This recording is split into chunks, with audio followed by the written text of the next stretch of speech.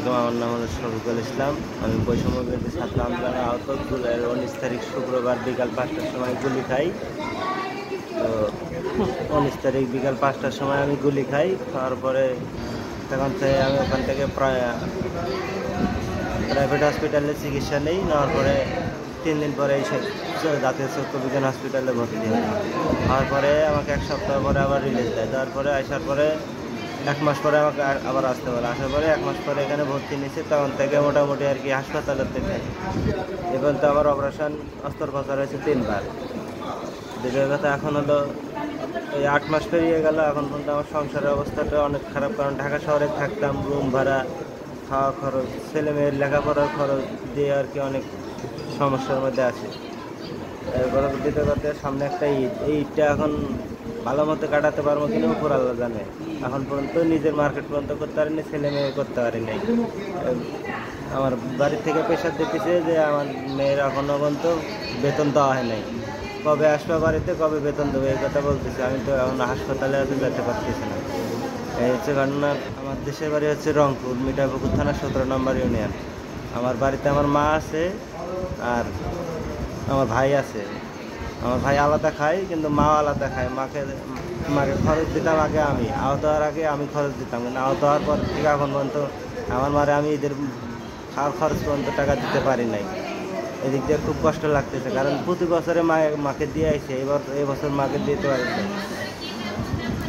আমার মেয়ে হচ্ছে 2জন, মাদ্রাসায় পড়ে, এখন পর্যন্ত বেতন দিতে পারি নাই। প্রতিদিনে ফোন দেয় টাকার জন্য।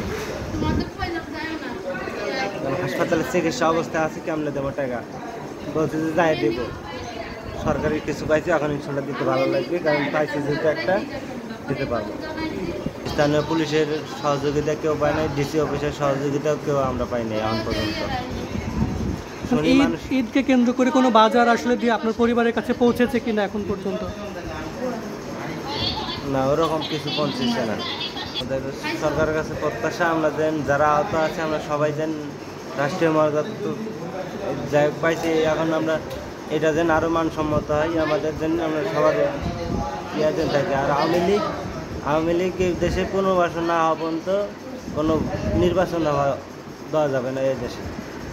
আমাদের আহতদের কথা, আমরা কোনো নির্বাচন চাই না, আগে দেশ সংস্কার করুক তারপরে নির্বাচন। আওয়ামী লীগের বিচারের কথা, শেখ হাসিনাকে দেশে নিয়ে এসে সবার সম্মুখে ফাঁসি দিতে হবে, আমাদের এটাই আমাদের দাবি।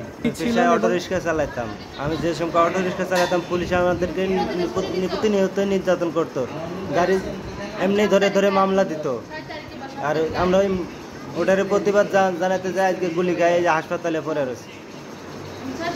এখন পর্যন্ত কয়টা অস্ত্রোপচার হয়েছে আপনার? আমার চোখে পর্যন্ত 3 বার অস্ত্রোপচার হয়েছে, সামনে আরও 1 বার হবে বলছে। এখনও ডাক্তার ওরকম কিছু বলে নাই, কইছে বাবা তোমার এখনও অপারেশন আছে, তুমি এখন এই যে গত 13-14 দিন হয়েছে আমার আবার একটা অপারেশন হয়েছে, এখনও চোখে লাল আছে, চোখ লাল আছে। আচ্ছা, এখনও 13-14 দিন হয়েছে অপারেশন হয়েছে। চোখ ব্যথা করে যখন, তখন সহ্য করতে পারি না, মাথা নিচ করে থাকি, অনেক কষ্ট হয়। চোখের ভেতরে আমার 2টা গুলি লাগছিল, একটা বাইরে হয়েছে, অন্য একটা আছে। যতগুলো ডাক্তার দেখছে এই গুলিটা বাইর করতে নাকি গেলে আমি বলছে হয় পাগল হবো না মারা যাবো, এরকম কিছু বলছে। তো এই কারণে গুলিটা চোখের ভিতরে রয়ে গেছে এখন পর্যন্ত, ওটা নাকি আমার ব্রেনের সাথে লাগিয়ে গেছে।